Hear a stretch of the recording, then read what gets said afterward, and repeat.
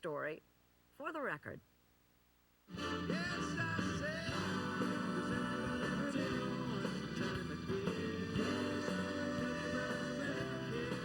On a summer evening at the Hollywood Bowl, time stood still.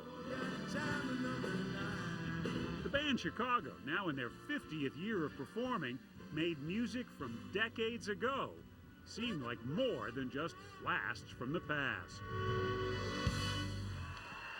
Thank you very much. Yeah. Are you guys having a good time? Lee Loughnane, Robert Lamb, and Jimmy Pankow are 3 of the 7 original members of the band, college kids who charted a course back in 1967. We're going to be kind of a rhythm and blues band. We're going to be a rock band with horns. We were initially going to be a show band in Vegas. That for the first, probably a month. Like the mob. Yeah, that was the ultimate. That was the ultimate goal. Yeah. And to someday make a record. On their quest to make a record, they left Chicago for Los Angeles, where they got a regular booking at Whiskey A Go Go. I remember going out in the corner, taking a picture of the marquee with my little brownie camera because our name was on the Whiskey A Go Go. We were the house band on the off nights. They didn't have top billing, but they did get noticed, in large part because of the talent of lead guitar player Terry Kapp. We were coming out of the dressing room to go back on stage, and there's a guy standing in the doorway. It was Jimi Hendrix. And he looks at us, he goes, "You guys got a horn section that sound like one set of lungs and a guitar player that's better than me. You want to go on the road?" Yeah. Yeah. So we became Jimi Hendrix's opening act. Chicago has been on the road every year since.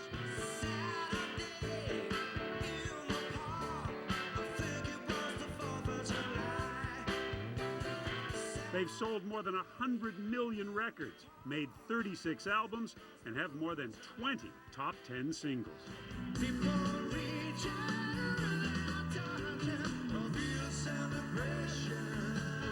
In April, they performed for their induction in the Rock and Roll Hall of Fame. 37 million fans voted to put them there. They recorded their first album in 1969. It was only the beginning of a string of hits. Back then, they called themselves Chicago Transit Authority. The city's real transit authority objected, or so the story goes. Some fella came into the control room and he was saying, "Why don't you just call yourself Chicago?" And then he left. I don't even know who the guy was. And I remember we all sort of looked at each other. Freddie, it's a great idea. So the name was changed not because the Chicago Transit Authority was going to sue you? Personally, I think that was just flack. That was somebody's idea of a good PR. Yeah, look. yeah.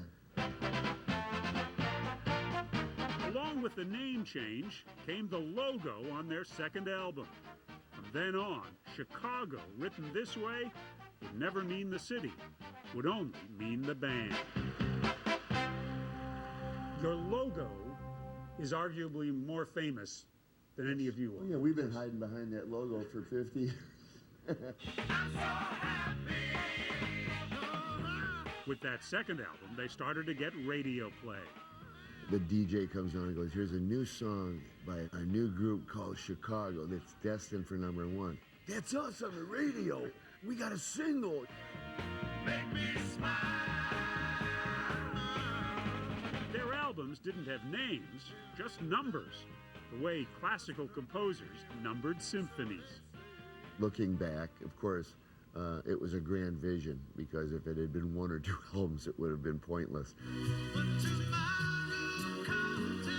Chicago 10, released in 1976, included the #1 hit, "If You Leave Me Now," written and sung by Peter Cetera.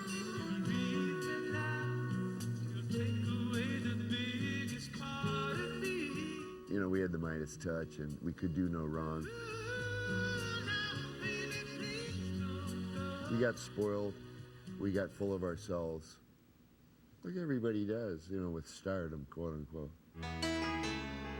Along with the fame came drugs, alcohol, and tragedy. In 1978, Terry Kath died after accidentally shooting himself. The hits stopped coming. But Chicago wasn't finished.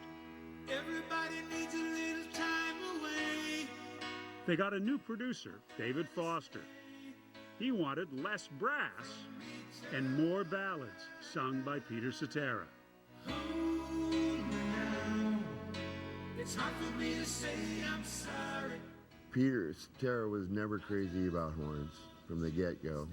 And the result was considerably less horn involvement. And that was a bit difficult to swallow for the horn section. The album Chicago 16 put them back on the charts, and they were discovered by younger listeners who didn't know the old song.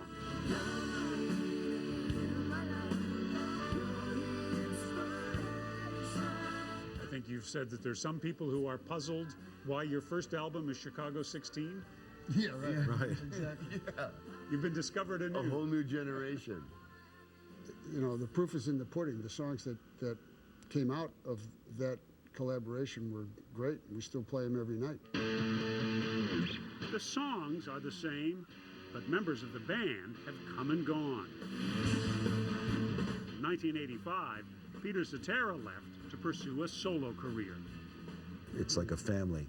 There are divorces, there are deaths, there are, you know, people who just leave town. It's just... It's evolution. With that evolution, the band has now grown to 9 members. Lead guitarist Keith Howland is one of the newer members.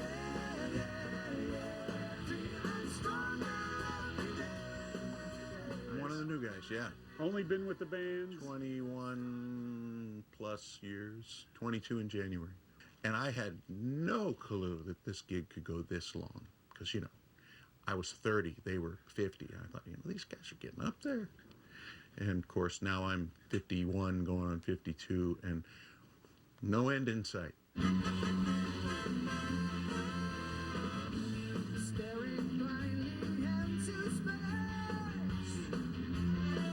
Have you figured out what it is that keeps these guys, now late 60s, early 70s, going? Same thing keeps every musician going. They love what they do. You know, we can't do this forever. So when we can't do it 1,000%, we'll probably decide to maybe we should walk away. But that's not anywhere in the near future.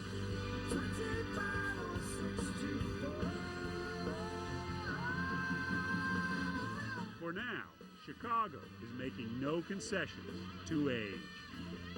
And this band cooks. I mean, we'll go up against anybody. You want to rock and roll? Okay, come on.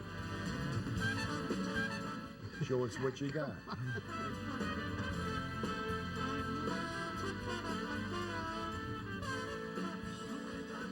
Coming up,